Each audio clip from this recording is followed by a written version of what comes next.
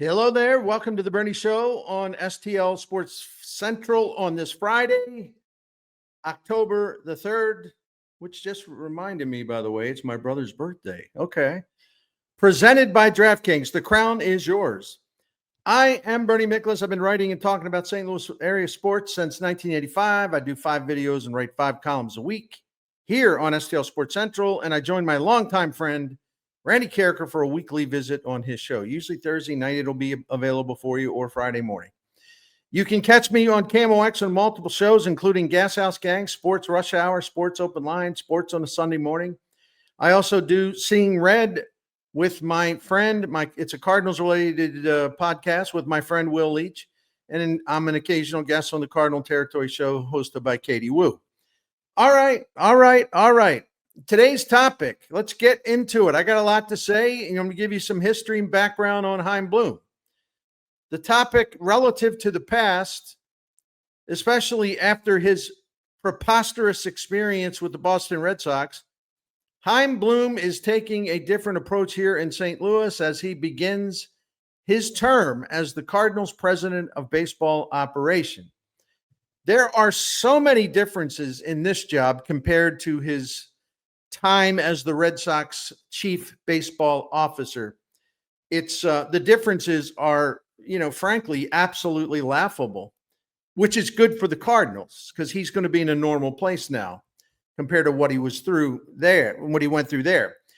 In Boston, Chaim Bloom was undermined at every turn by a distrustful owner who couldn't make up his mind about what he really wanted, and a conniving manager, and a lot of people in the front office that he inherited, not by choice. And that caused a lot of problems too. I mean, my gosh, watch your back, Chaim. Where is your ally in the Boston organization? The guy that hired you? Oh, he was for a little while. Anyway, the good news for Cardinals and their fans is that this mess, this absolute crap that he had to put up with in Boston is really going to help the Cardinals because he's returning to a place that'll be much more stable and welcoming and won't be basically obstacles everywhere he turns and secret enemies everywhere he turns. So the Cardinals will benefit from Bloom's absurdly unfair treatment in Boston, and that's really a positive sign, or it's a positive development for the team's direction going forward under new leadership. Listen, Bloom, once I did a lot of research, talked to a lot of people, man, Bloom, I have to say, and he'd probably agree with this, he was really naive when he left a successful and harmonious Tampa Bay front office operation to take the top baseball job with the Red Sox. Bloom is really smart, and he's an honorable man. His reputation is excellent for his integrity. And he's also one of these guys, which I admire, that assumes that other people that he has to work with will have integrity, right? And I think he was surprised that he walked into a viper's nest at Fenway Park. But I can also understand why, maybe despite having some reservations of the setup, and I'm going to explain all of this, I can understand why he took the job. He wanted to be the head of a baseball operation, and the Red Sox are a prestigious major league franchise. And so when the Red Sox call and they say, we want you to run our baseball operation, well, you have a couple interviews and you take the job and you shake hands and you live happily ever after. That part, no, that didn't happen. I have a friend who knows Chaim Bloom very well, and this is what he told me. He said Chaim really had no idea what he was getting into. There were probably some warning signs, but this was such a career step, a huge career step for him. And his thought was like, hey, it'll work out. I'll get in there, get to know everyone. We'll all be on the same page and we'll make it work. Unfortunately, that was not the case. Wasn't even close. He didn't have a chance to make it work. He was undermined almost from the start. Let's take the owner, John Henry. He misled Bloom. He misled him as much as you can mislead a guy. When the owner met with Bloom about taking the top gig in Boston, it's important to understand the context of what was said in those meetings. With Chief Baseball Officer Dave Dombrowski spending a huge amount of money and aggressively making moves. And that's been Dombrowski's standard operating procedure with all 6 major league teams he's directed from the front office. The Red Sox won 108 games and the World Series in 2018. The Red Sox had the highest payroll in the majors that year and spent even more in 2019. But 2019 didn't turn out so well for the Red Sox, despite spending nearly 236 million on payroll to lead the majors again, second year in a row. The lavishly funded Red Sox won 84 games, and they finished in 3rd place in the mighty American League East. At the time the season ended, they were 19 games out of 1st place, trailing the 103-win Yankees and 96-win Tampa Bay Rays. What do you mean Tampa Bay? Yeah, Tampa Bay Rays. 96 wins that year. John Henry was kind of ticked off. He's like, well, wait a minute. Guys, I keep spending more and more and more, and I don't mind spending money, but we got to have more payroll efficiency. We have got to just do a better job without just throwing money at everything. And it's one thing for the Red Sox to lose out to their rival, the Yankees, and their humongous revenue machine and massive payrolls every year. But Tampa Bay, little old Tampa Bay, we're finishing behind Tampa Bay.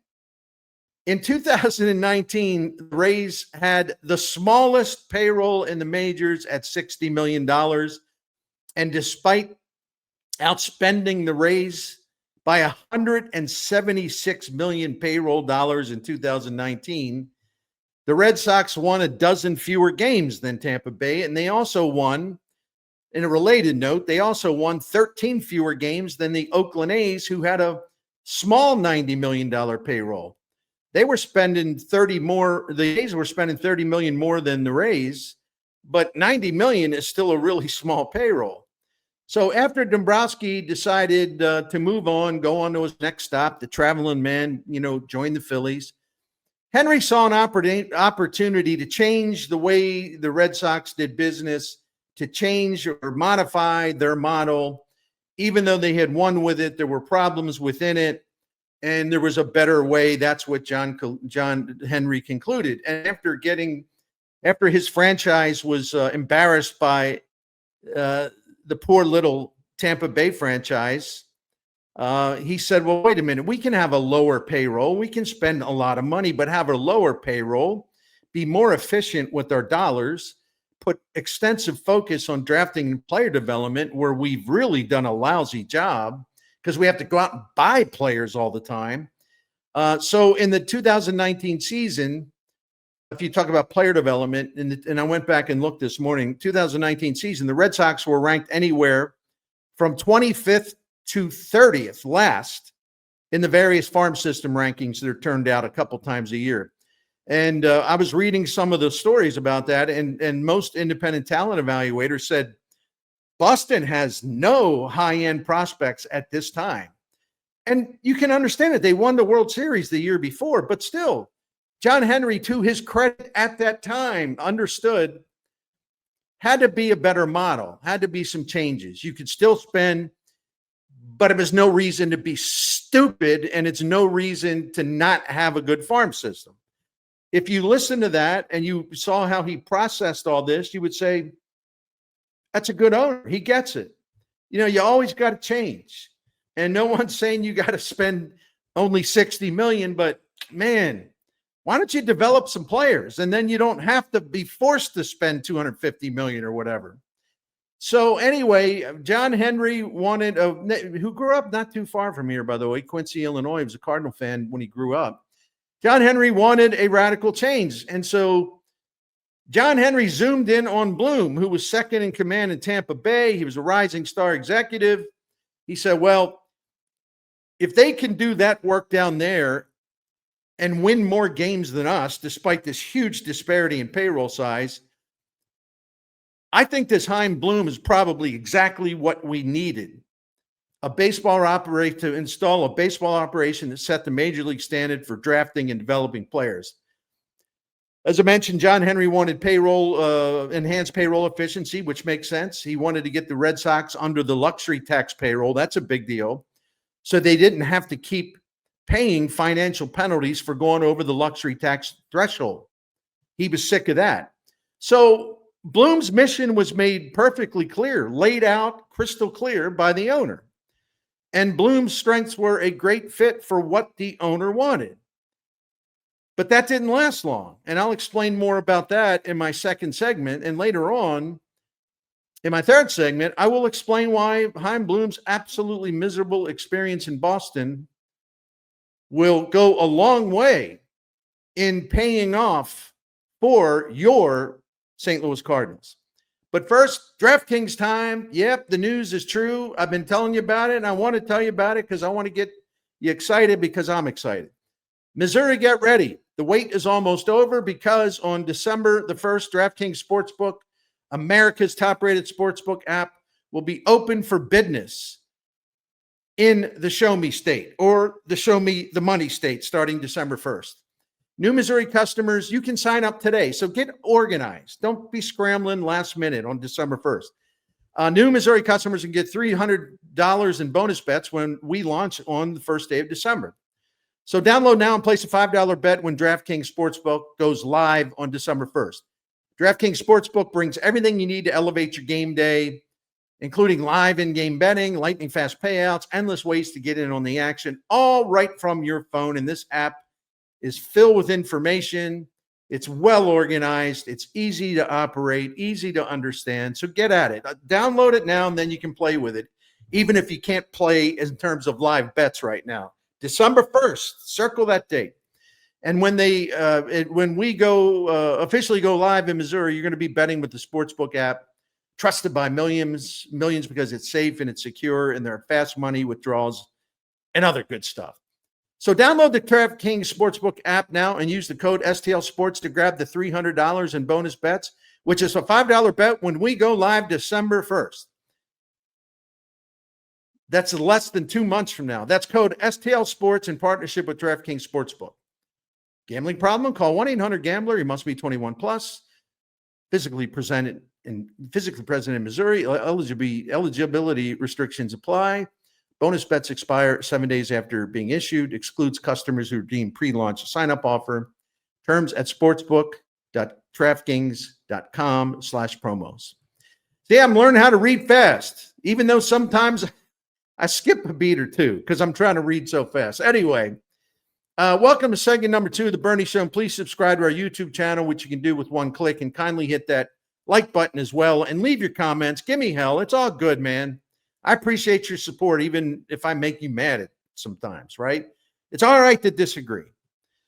All right, let's get back to Chaim Bloom and the Boston baseball massacre. John Henry wanted Chaim Bloom to do for the Red Sox what Chaim Bloom helped to do in a major role for the low payroll Rays. Put in a front office operation that drafted better than just about everybody.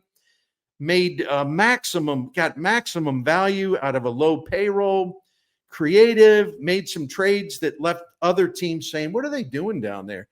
And only to see those trades work out great. I mean, the Tampa Bay baseball operation, it's been a miracle, the fact that they've won so much. And they, since 2008, have made as many World Series as the Yankees and the Cardinals. So this looked like a really good match. John Henry and Chaim Bloom, and adjusting the Red Sox model. Chaim Bloom being the guy who would know how to do that. And it looked like it was going to work out just fine. Well, not so fast. There were some real obstacles in the way for Chaim Bloom, and these obstacles eventually took Bloom down in Boston. I'm sorry to sound so dramatic, but Bloom was undermined at virtually every turn. There were vipers in the grass everywhere there. Here's why. Here's what I'm talking about. Number one, Bloom was not allowed to bring in his own people to join him in the front office, and that's kind of crazy. I've never heard of anything like that. You want someone to come in and run, a baseball operation, especially one as prestigious as the Red Sox. Well, the guy has to have allies that understand how he works. He understands how they work. And it eliminates confusion and eliminates dissension. And you're all on the same page. You roll up your sleeve, you get to work. You understand each other. You understand the job and you get after it. And you don't have to worry about all the politics and nonsense and backbiting and jerks all over the place that you don't know and certainly can't trust. And this was ludicrous that John Henry, basically told this man, well, you got to run these things. Oh, by the way, but no, you got to keep the people that are already here. It's true. The owner kept a bunch of executives in place who were not only Dave Dombrowski allies, and Dombrowski worked for the Red Sox from 2015 through the end of the 2019 season. But on top of that, other Red Sox executives in the middle of everything, they were there for such a long time that they were there before Dombrowski got there. So imagine that setup. You have a young executive, his first job of running an organization, a baseball organization, and he didn't have the autonomy to bring in his own people to foster harmony and all these, alignment and all these things you want to have. You have to have. Heck, Chaim Bloom didn't even have the autonomy to hire his own general manager. That decision was made by John Henry, although Bloom, was at least part of the discussions.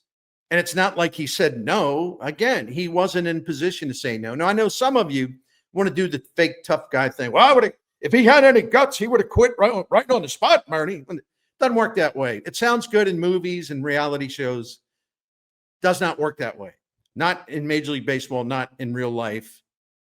Not when you want a job and you're hired under false pretenses, but you still think, listen, I'm going to find a way to get this done. So listen, stop with the reality TV show talk. Okay. That's not how this works. So he didn't really have a choice on the general manager job. And that general manager had been with the Red Sox for many years in other roles.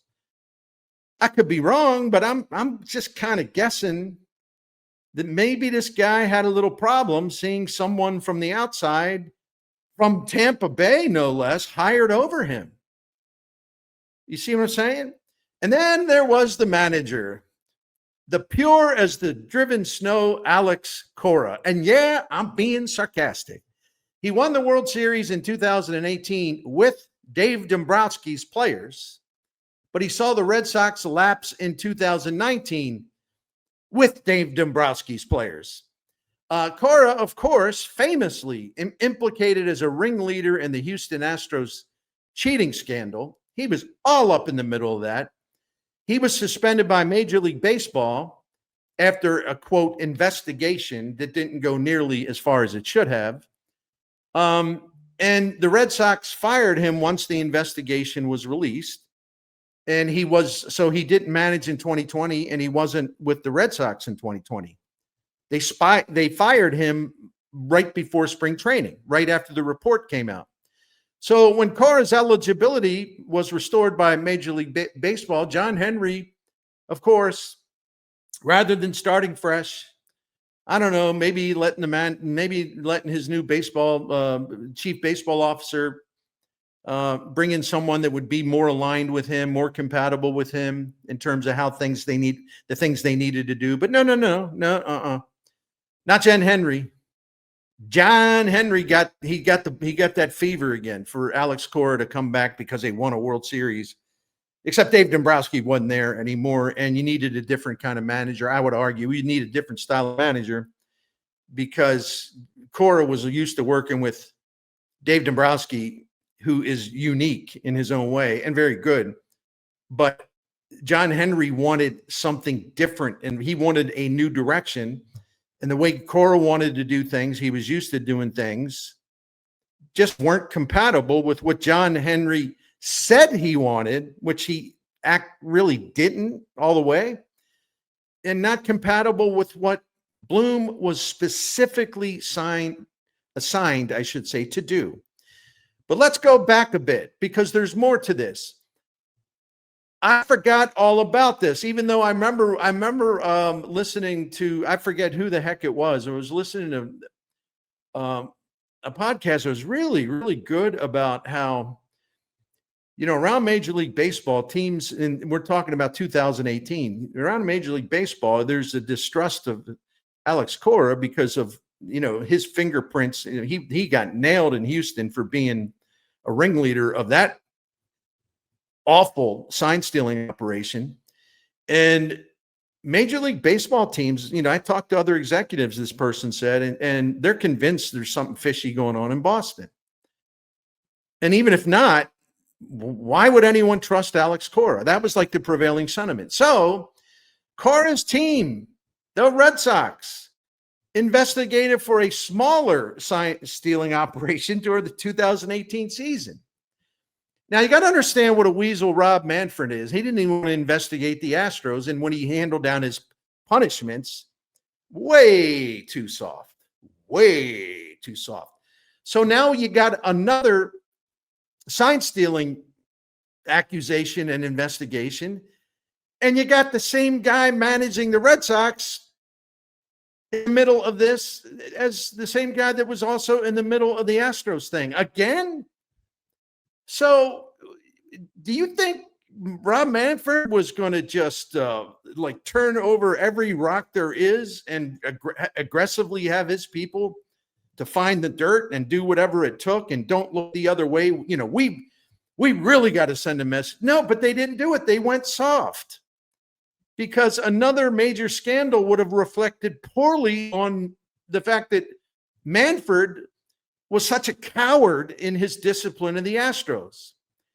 And he wanted to put the Astros scandal behind him. So you can't come out and say it's happened again and it's a really bad deal and it's a big deal and we're not going to tolerate this. And then from a selfish standpoint, John Henry wanted to win the World Series again, so he had a chance to bring his manager back, who did it. And then imagine the reaction when MLB discovered that cheating episode with Cora as the Red Sox manager in 2018.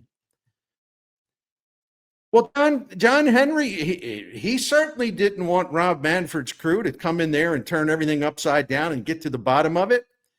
So, according to stuff that I read, Cora was found to have violated rules during the Red Sox 2008 World Series winning season with another electronic sign stealing scheme using the replay review system. However,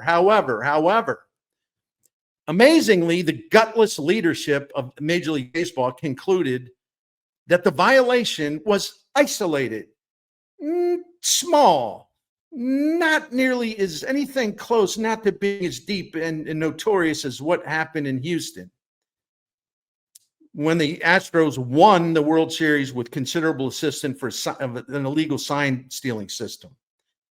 The World Series trophy there is tainted, at least the one in 2008. The one was in 2017 when they won it all. So here we go again. Cora Part 2 in Boston. Houston, now Boston. Same guy. Oh, but rather conveniently, the MLB investigation found that this incident was more isolated. It wasn't that big of a deal. And then they even found a guy to pin it on. The person that, as I mentioned, operated the video replay room, and Major League Baseball, decided that he led the scheme. Well, so he did this on his own, huh? The guy that helped organize the same damn thing in Houston, he had nothing to do with it in Boston. That this guy was like a rogue guy who was going to just did it on his own. Shocking. So MLB basically cleared Cora of wrongdoing, but of course, because what do you expect from feckless, spineless leadership, right? And the video operator, well, he got suspended and the Red Sox were stripped of a draft pick. Hey, nothing to see here, media. Nothing to see here, people. So this stuff, you can't make it up. So John Henry wanted Cora back in the manager's office, and he put him there before the 2021 season. Chaim Bloom had no say in the matter, and I will say on behalf of, in defense of John Henry, I can understand why he would want Cora back, but I don't think Chaim Bloom was consulted. Let's put it to you this way. So Bloom's authority was immediately weakened by ownership, and Cora knew that he could do whatever the hell he wanted. Heck, he even escaped a serious punishment as a repeat offender, in a sign stealing thing. He didn't even get a tap on the wrist when he did it in Boston. Some other guy took the fall. And so if you're Alex Cora, you're like, hell, man, I can do whatever I want. I other than sitting out a year, I haven't paid a price. And then John Henry hired me back. And I ain't going to worry about some Ivy League guy, I have to answer to him when he wants to, put together rosters and things like that. No. And there's all these guys here that were here before behind Bloom, and I know them, and I want to work with them. So I keep using the viper metaphor, but it works. Vipers in the grass everywhere. And in a shocking development, to say the least, all of a sudden, and I talked to some of my friends in Boston, all of a sudden, these little anti-Bloom nuggets began surfacing in the Boston media. You don't say. All these little leaks, all these little things that reflected poorly on Bloom. Well, he's isolated. He kind of sticks to himself. He's this, he's that. Well, maybe he's isolated because he doesn't want to come out of his office and get knifed in the neck by a whole group of people that wanted to sabotage him. Maybe that's why he was a little standoffish, you think? So all these little anti-Bloom negative nuggets began surfacing in the Boston media. And isn't it interesting, too, that who owns the Boston Globe, the powerful Boston Globe? John Henry. Yeah, same guy. So when all these little nuggets were planted, I wonder how that could have happened. Maybe the manager, maybe a bunch of other people were trying to sabotage Bloom. Oh, no, that can't be possible because, first of all, we know that the manager, Alex Cora, he is a beacon of integrity. As I said, you can't make this up. And you know what's even worse? When the Cardinals hired Bloom, my old video channel, people were just going nuts, ripping him. He never did this. He never did that. They were blaming him for stuff he never did. And I'm determined here that ain't going to happen this time. So I'm going to, whenever I can remind people of what the hell happened, I'm going to put my mind to work and do my homework and check on more things, and I'm going to speak the truth on it. Now, if Chaim Bloom makes bad moves and he doesn't get this thing going, well, that's on him. But he will not be sabotaged, I can assure you. And Cardinals fans who are reasonable and smart, they're going to understand he's got a much better situation this time. The leaking, however, in Boston was coming from everywhere. The Dombrowski loyalists, not probably the manager's office, the pre-Dombrowski people who have been around forever. Cora had no use for Bloom because Cora wanted no part of a lower payroll operation with Bloom having the final say on the roster and all that. So Cora used the fact that he had the equity of winning the World Series, the fact that the owner, like Alex Cora could have committed like 30 felonies. I'm being facetious, and John Henry would have brought him back. So Alex Cora knew he had the muscle to bully Bloom in an unofficial power struggle where Bloom never had a chance because ownership would never back him up, meaning Bloom. And Henry, sure enough, began to sour on Bloom, even though Bloom was doing exactly what the owner hired him to do when he brought him in. But the Red Sox fans in like 2022, they weren't doing great. They didn't make any aggressive moves. And so, John Henry's hearing it from all the talk shows and the bloggers and the podcasters. John Henry, you got to do something about this. Bloom's first season was 2020. Yeah, well, that's kind of fun, right? You start your job in the middle of one of the worst pandemics in the history of the United States. Not the ideal way to get off to a great start. On top of that, John Henry, the owner, ordered Bloom to trade Mookie Betts to the Dodgers after Betts turned down a big contract extension proposal and conveyed his plan to go to free agency. In other words, I'm not going to re-sign here. Side note, and let me get nasty again. To this day, you can't escape idiot Cardinal fans who still think that Chaim Bloom did this on his own. By the way, listen to what I said. I didn't say all Cardinals fans were idiots, not at all. But there are people, even though there have been a million stories about how John Henry got mad after Betts turned him down and told Chaim Bloom, trade this guy and do it ASAP. There are still idiots that say, oh, no, that didn't happen. Anyway, thank goodness most of the Cardinals fan base is smart and they know what's up, or at least they'll try to find out instead of being dumb. And I really appreciate that overwhelming percentage of Cardinals fans. I really do. But boy, the people who are dumb, it's really, really a shame because they're also the loudest and they reflect poorly on the entire fan base, which is not fair. Anyway, not only did he have to trade Mookie Betts, Bloom was also forced by John Henry to get the Dodgers to take the fading pitcher David Price, who still had a lot of guaranteed money remaining on his contract. And it's like, you got to trade him and you got to get them to take David Price and his money. And without that, we'll go to some other team to trade Mookie Betts. So as part of the deal with that arrangement, and then, Betts and his agent were saying, no, we really want to go to Los Angeles. So they could have sort of held the Red Sox up. So Bloom did what he had to do, what he was ordered to do, and got the deal done with the Dodgers. And there are still people say, well, he didn't get enough. He didn't get enough for Mookie Betts. He damn near getting nearly enough from Mookie Betts. Let's see. What leverage did Chaim Bloom have? Owner said trade him, and if you can get it done in 10 minutes, get it done ASAP. Oh, and you got to make them take the David Price money. What kind of leverage did he have? The answer is nada. He didn't get nearly enough, Bernie. I mean, I know you defend him, but he didn't get enough. He had no leverage. Anyway, of course, Bloom was blamed for the Betts trade, every bit about it. And of course, you're not going to, I think some people in the Boston media eventually woke up and they realized how this all went down.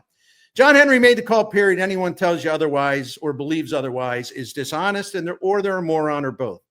All right, the 2021 season, it's amazing in a way with all the stuff swirling under the surface. It was relatively peaceful. The Bloom-Cora combination got the Red Sox as far as the 21 ALCS, where they lost to the Astros. That's kind of interesting. The Red Sox haven't gotten back there, have they? But I thought Chaim Bloom ruined everything. Anyway, Cora was infuriated when he didn't get what he wanted at the 22 trade deadline, which I alluded to. And he even, as a form of protest, and I have to explain this one, he had T-shirts printed out with the word underdog across the front and said, well, what's wrong with that? They felt they were underdogs. Yeah, there's a little hidden meaning to all that. Observers took it smiling when they realized what was up, and I'm sure Cora was telling them things. So the underdog thing meant, if I may translate, hey, look at us. We're the underdogs. We're the little underdogs now. We're this big market franchise, but we're the little Tampa Bay Rays now. We don't make big moves at the deadline. I mean, just an absolute shot at Chaim Bloom. And from what has also been reported, the players hated Chaim Bloom because I wonder why. With the manager poisoning the well, what do you think the players are going to do? Poor Chaim Bloom, man. He like I said, he was naive to think that he can navigate through all this. So the unrest continued in 2023. Bloom was also smacked around when the popular Red Sox player Xander Bogaerts left as a free agent to sign an 11-year, $280 million deal with the Padres. I know Bogaerts has been okay the last couple years. What a terrible contract. Terrible contract. And yet, people were ripping Bloom because he wasn't stupid to give Bogaerts that kind of contract. Yep, the media and the fans held Bloom responsible for that, even though the owner, the other part about the Bogaerts thing, the owner had ordered him to cut payroll. Bloom made mistakes for sure. He was indecisive. He had a difficult time pressing the button on trades. He was probably feeling insecure at the time. He didn't want to lose a trade. So he hesitated. I'm divulging his mistakes, but I can also understand why that could happen. When you have daggers being thrown at you every time by many enemies, even those you don't see, and they all want you to fail because they resent your presence, and they want things the way they were before you got there. Even the owner didn't want things, he said, the way they were before Chaim Bloom got there. I'd imagine your confidence be just a little shaken, especially as a first-time leader of a baseball operation. And Cora, I don't blame him for this. A lot of managers are like this, especially those who, win a championship. Cora is all about operating in the moment. Win now, spend money. Win now, spend money. Win now, spend even more money. And if you don't win big, you got to spend more money, that kind of thing. Some of you might say, well, what's wrong with that? With all due respect, you're missing the point. Bloom wasn't hired by the Red Sox owner to win no matter what and spend to get it done. He was hired for the opposite reason, to set up long-term success by reviving a sickly Red Sox drafted development system. He was hired to cut payroll. He was hired to get the Red Sox under the luxury tax barrier. And John Henry wanted a flow of young talent coming into Boston, because then with the payroll held down in that regard, they could go out and spend money for big ticket players. But the boss concluded that they couldn't do both. And that's why he brought Bloom in to reduce costs, but to do it in an intelligent way and to offset it by putting together a great farm system, what the Red Sox hadn't had in a long, long time. So Bloom tried to do the right thing, and he did do the right thing by proceeding to carry out the mission that the owner wanted. This was what the owner and Chaim Bloom agreed to. But Cora, the cheater, he had other ideas, and so did other snakes. And in time, the snakes were able to turn Henry against Bloom. It was pretty despicable. A couple of Bloom signings turned out wrong, including a free agent deal with shortstop Trevor Story. But was it really Bloom's fault that Story tore a shoulder muscle that basically messed him up for 2-3 years? It's not like he signed him after he got hurt. Injuries are part of the game. And it's funny because here we are in 2025. The Red Sox had a good year, and Trevor Story was back and at full strength, and he led the Red Sox this season in homers and RBIs. Bloom was praised for signing Rafael Devers because he was the Red Sox new franchise player. He was a star, very popular with the fans. So he signed him to a massive contract extension. And once again, you have a lot of idiots who, after the Devers thing went bad, because Devers resented being told to switch positions like 3 times this season, when they signed Bregman, when their first baseman got hurt, he wanted to play third base. He moved for Bregman. He didn't like it. Then he moved to first when somebody got hurt, and he didn't like it, but he did it. Then they wanted to move him to DH, and he raised up a stink. And so, but again, how in the hell is this Bloom's fault? Everybody said, hey, that's a lot of money on Devers, but he's the franchise star. He's the guy. He's the dude. And unlike the Betts debacle, he's going to be a Red Sox player, the star player for a long time. And that was the whole point of trying to get the deal done, which they did get done. But anyway, John Henry was seething over Devers complaining about having to move positions in spring training, early in the season, whatnot. So Henry wanted to do something dramatic, and the Red Sox were on the road. I forget. It doesn't matter. They were on the road, and John Henry flew in to have a private meeting with Rafael Devers and get all this straight. The meeting went very poorly, and he responded. The owner of the Red Sox responded by ordering Chief Baseball Officer Craig Breslow to get Devers out of there ASAP. And Breslow moved Devers and his huge contract to the Giants. And it's really funny because the same stuff that used to be planted about Bloom in the Boston media and the media ecosystem, it's starting to happen to Breslow.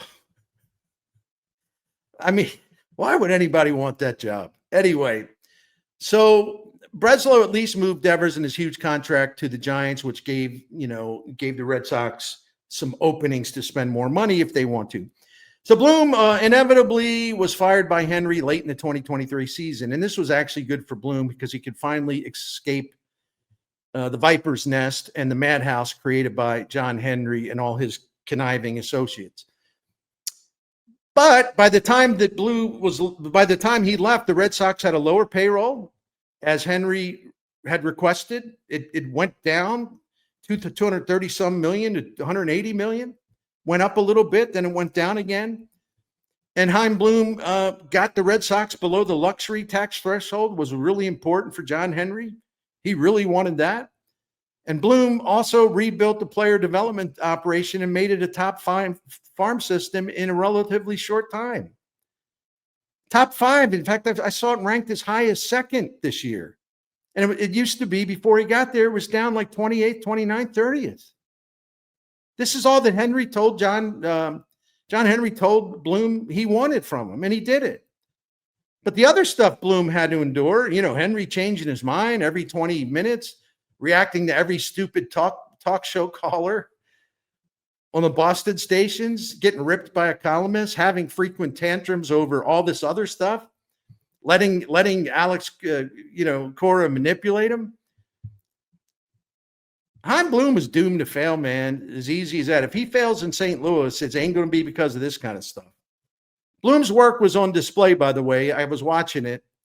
I like that series of Red Sox Yankees. I am glad the Yankees won, though, because I'm sick of the whole Red Sox thing. Do we really need another documentary on the long-suffering Red Sox fan base?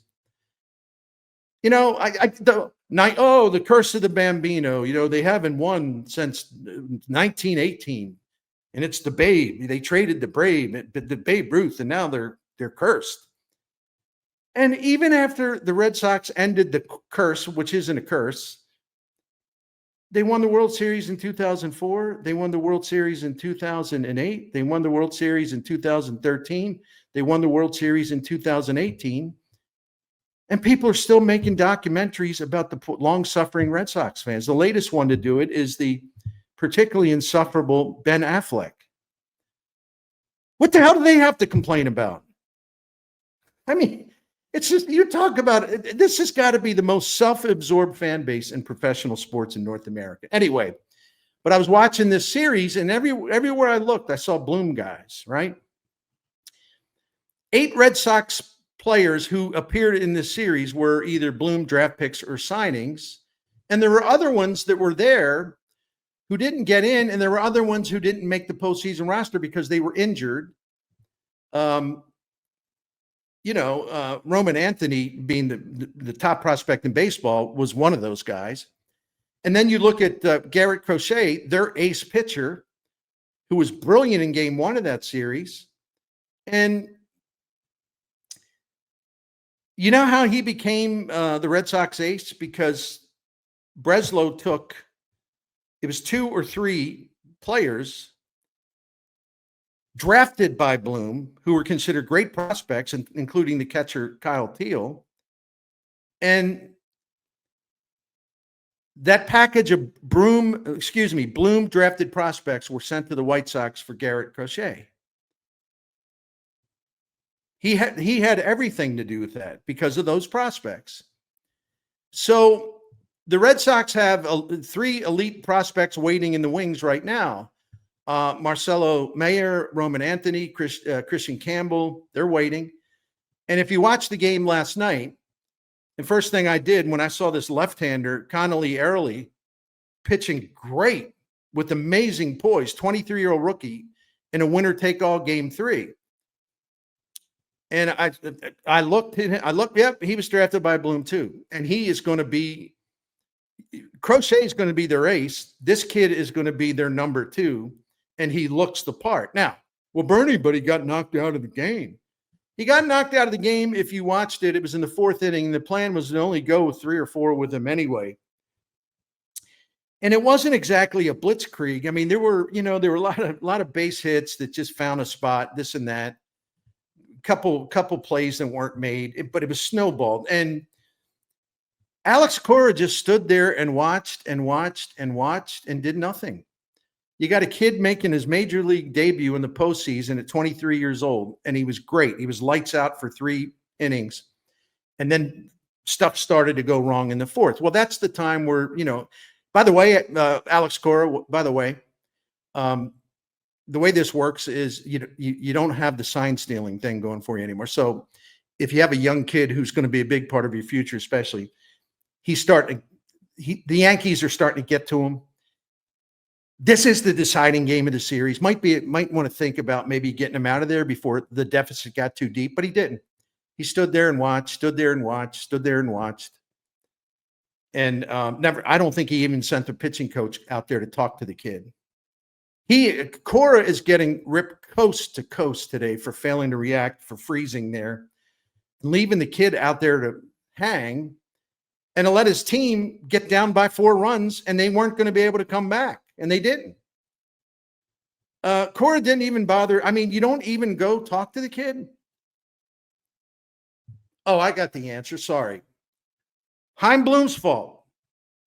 That damn Chaim Bloom's responsible for what happened last night. As you can tell, I really believe Chaim Bloom is in a much better place now, and he's a great match for what the Cardinals need. And I got one more segment to go to. Please stay with me. I know this one's long, but you can't tell this saga of Chaim Bloom in Boston and why it's going to be so much better for the Cardinals. You can't do that in 8 minutes. I apologize. I always say with these 3-segment Bernie shows, you can speed them up, number one, just by changing how fast the playback is, but you can also treat it like a podcast, and you listen to one segment at a time. So anyway, but I apologize. I know it's tough sometimes, some of the lengths. But first, it's time for me to give the gentleman out there a little pep talk about Blue Chew. Blue Chew can help you raise your game for those intimate and pleasurable times with your partner. Most enjoyable times you can have, special times. And Big Blue, yep, it can power you up so you don't have to feel awkward or hesitate. Just chew it and do it. I know what Blue Chew's done for me, and I'm of Social Security age, and I want you to discover what Blue Chew can do for you. And if you need a stronger bat, if you need help, reach for it. Blue Chew's in the equipment room. Go get it, and then go get it done in any room you want to choose. Blue Chew is the original brand offering chewable tablets for enhanced performance. You will get your first month of Blue Chew free. You are just a few clicks away. Sign up at BlueChew.com, consult with one of their licensed medical providers, and once you're approved, you'll receive your prescription at your doorstep in a few days. It's all done online. It's simple. It's private. No awkwardness. Try your first month of Blue Chew free when you use the promo code Bernie. That's right. You just pay $5 shipping. So now that's that offer. Promo code Bernie to get your first month free, except for the $5 shipping fee. BlueChew.com. You visit BlueChew.com for more details and important safety information. And we really thank Blue Chew for sponsoring the Bernie Show and for helping my fellow man. Welcome to back to the third segment of today's Bernie Show. Boston's loss was St. Louis' gain.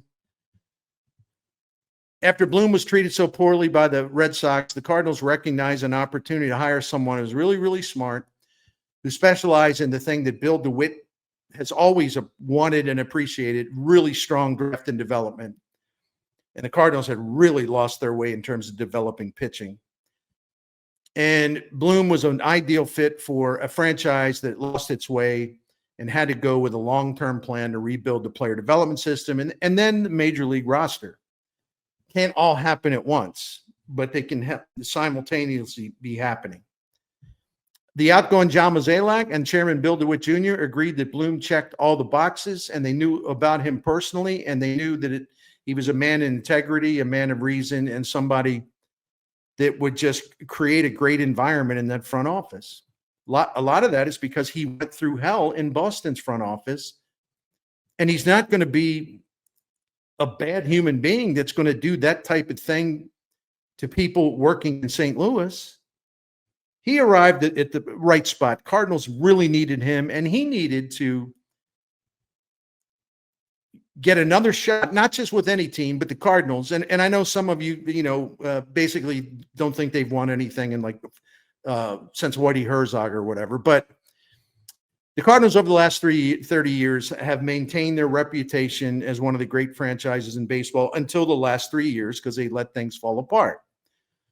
So Bill DeWitt needed Chaim Bloom, and Chaim Bloom needed Bill DeWitt, and this is a great way to start. And Bloom will be allowed to do the job. Bill DeWitt is not John Henry, and Bill DeWitt is going to give Bloom the authority and the freedom to do what he has to do on the plan that they both signed up for. I've said this before. I say it again. Bloom just blew away the DeWitts during a 3.5 hour presentation of his baseball philosophies, his plan, highly detailed plan to restore the Cardinals to their past greatness. The DeWitts were stunned, pleasantly so, by Chaim Bloom's energy, his details, his intelligence, the comprehensive nature of what he presented, the way he clearly had studied what the Cardinals are doing wrong, but also saying, yeah, but we still do some things right. We got to fix the wrong part. So Bloom's Boston massacre, has now, it's in the past, and now it's more about the spirit of St. Louis. The energy and the passion down there is already, it was transforming when he was just working behind the scenes to start the farm system project. Now he's the boss, and everybody down there is so impressed with him because of the kind of person he is, but just the energy and the freshness he's brought to this. And Chaim Bloom, for his part, he doesn't have any backstabbers to worry about there. There's no viper's nest. There's not all these bitter executives who are jealous of him, so they're going to plot against him. Bloom was brought into the organization. It was really smart that he wanted it this way, DeWitt wanted this way, and John Mozeliak thought it would be really good as well. So he's brought in the organization early, not only to start work on the farm system or study what had to be done, then get to work on solving it. But Chaim Bloom also had more than 1.5 years to start the reconstruction of that farm system, and the progress has already been made. But he's also had a chance to study the major league club at length. When you think about moving forward, who do we want on this team? Who should we trade? And Bloom also has full cooperation in DeWitt's because they're totally in line, because DeWitt wants to recommit to the draft development model that worked so well with Jeff Luhnow. It's time to do it again. It's time to get the Cardinals back up to speed, to get the Cardinals doing what they used to do best. And some people don't get it. It's like, well, they had a lot of big name players. Yeah, they had a lot of big team players. They could do that because when they were drafting and developing so well, it lowered the cost of the payroll and created room on the payroll space. And then you could go out and pursue some big fish. Try to pay attention, please. Anyway, the Cardinals need to get back up to speed and up to date instead of continuing to go with a stupid, short-sighted approach that has led to embarrassment and a loss of fans. This alignment is really, really important because Bloom didn't have any alignment in Boston. Alex Cora was a snake. The owner was a snake. All the other executives were snakes. So he comes to St. Louis, and he's already got a great working relationship with the DeWitts. He went out of his way to give, manager Ali Marmol a chance to show that he gets what the plan is. He understands what the plan is in terms of what the manager's role is, as far as the manager not being someone who just takes orders, but also is in the middle of it in terms of shaping the roster, in terms of doing what he can to help develop players, doing what he can to just move this thing forward. In other words, he's not an independent contractor who's going to do what he wants and resent the president of baseball operations if the president of baseball operations has got different ideas. They've already got a partnership, and they work great together. They work closely together. And Bloom knows he's got a manager who understands what the plan is. Now, you may disagree with the plan, okay? That's a whole different subject. But this is the plan, and the last thing you need is an Alex Cora type personality that's going to say, no, I don't want to do that. And I know a lot of you think that, well, that's what he should do. Managers should be like that. Ollie's a puppet. Yeah, he's a puppet. He went on our show on KMOX 3 different times this season to say, yeah, I want Michael McGreevy up here. But number 2, I don't make the roster decisions. No manager does. So sometimes you don't get what you want. He not only challenged Mozeliak, he did it on the flagship station. Yet you got morons still saying, oh, he's a puppet. Here's a puppet. I never remember any other Cardinal manager going on KMOX 3 times to basically call out his boss. Like I said, it helps to actually pay attention for future reference. So manager Marmol and Chaim Bloom are fully aligned, and that's the right way to do this because the president of baseball operations and a manager should share the same vision about how to approach the job at hand. The trust factor is already there. That's why he was smart to get that part out of the way. He genuinely likes Marmol. He thinks he's really smart, handles players well. The players love him. They play hard for him, and he is incredibly impressed by the way Oli Marmol runs a bullpen. And he's as good as anybody in baseball doing that. And as I always like to say, I got a huge pile. Here you go. Huge pile of receipts to back up that opinion. Huge pile.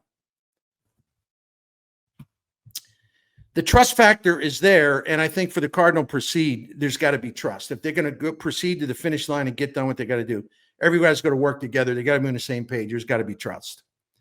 Another thing I like about this is Bloom's decision to retain the entire front office that worked under Mozeliak. Well, why would he do that? That's what I to be honest with you, at first I thought that's interesting. And then I, kind of thought about it, also got in touch with some people and said, well, part of it is his principle. He thinks there's some people, in the operation now that he likes and thinks are pretty good, but that doesn't apply to everybody. But he wants to be fair. He doesn't want to clean house just because they work for Mo. That's not a reason to just fire somebody. Chaim Bloom wants to see now that he's running the operation and he'll be there every single day and a chance to have a million conversations and make a million notes about who does what and how they do it. He wants to make sure that everyone down there gets a really fair chance to show what they can do instead of prejudging them unfairly. It's kind of the opposite of the way in Boston, right? So Bloom doesn't have to start firing people. He's secure here. He should be secure here. He should feel that way. And so he comes to this job as a secure and more confident man because he knows the owner has his back and there ain't going to be any fast ones and there ain't going to be any switchblades. The fact that he was so unfairly treated by the front office stuff in Boston, the front office he was forced to inherit. He never had even a choice. Bloom wants to give current members of the St. Louis baseball operation a fair opportunity to show what they can do. And the best way for Bloom to come to those conclusions is by working with them as the president of baseball operations because he can see them do their thing and he can have meetings with them. And he can see whether what they say in the meetings is something they do in terms of action.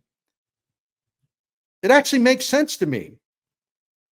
There's no reason to go, right away, fire everyone in the front office because John Mozeliak hired him. Oh, there will be changes eventually, but Chaim Bloom wants to make sure he knows what he's doing and who these people are before he starts making changes. He's also, and I find this interesting, he's also held off on hiring his own general manager for now.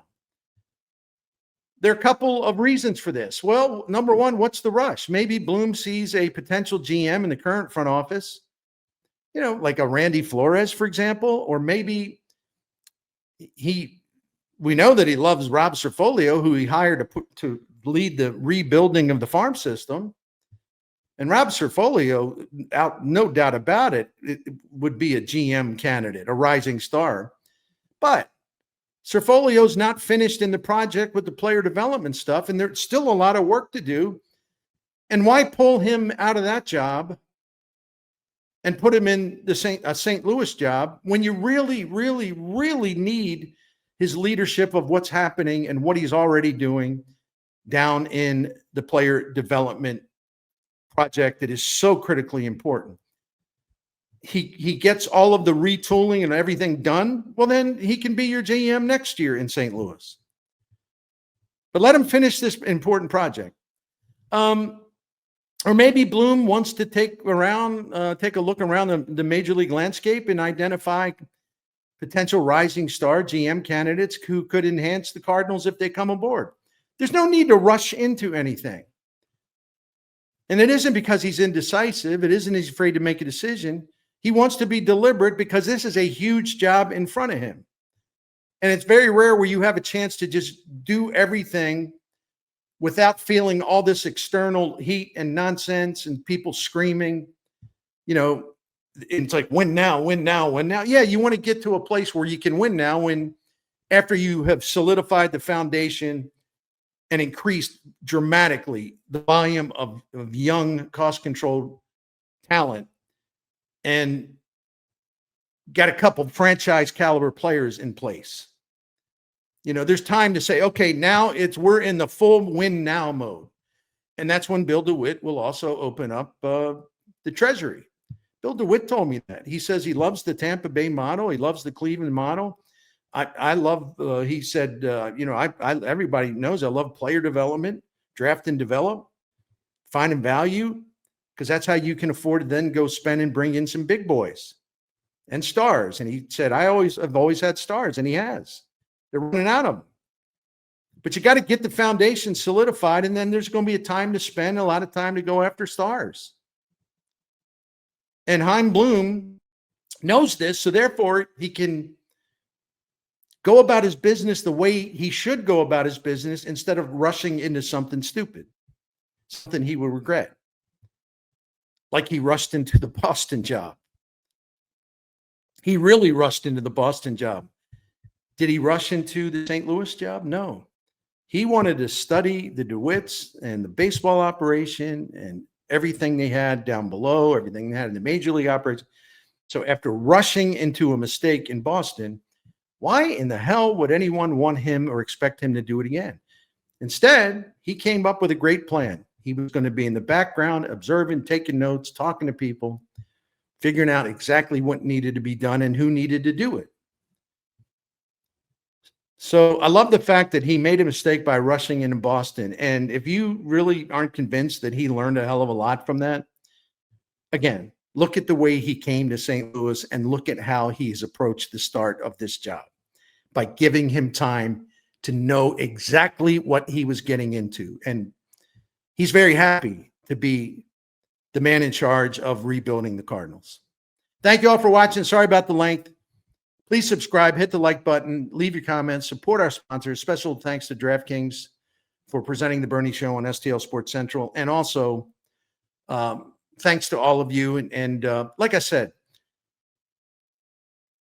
tell your friends if they see the long length of the video, they can listen to it in parts. I do that myself with some, I'm subscribed to a lot of YouTube channels, and I don't feel like, okay, I don't have time, or I'm not really having the energy to watch a video. It's an hour. It's okay. I'm gonna watch 20 minutes here, and I'm gonna come back to it and watch another 20 minutes. It's at night. I'm gonna go to bed soon. I'm gonna have a nightcap and watch the final 20 minutes. It's easy to spread it out. So anyway, I need to shut up. I just keep talking. Thank you all very much. Have a great weekend.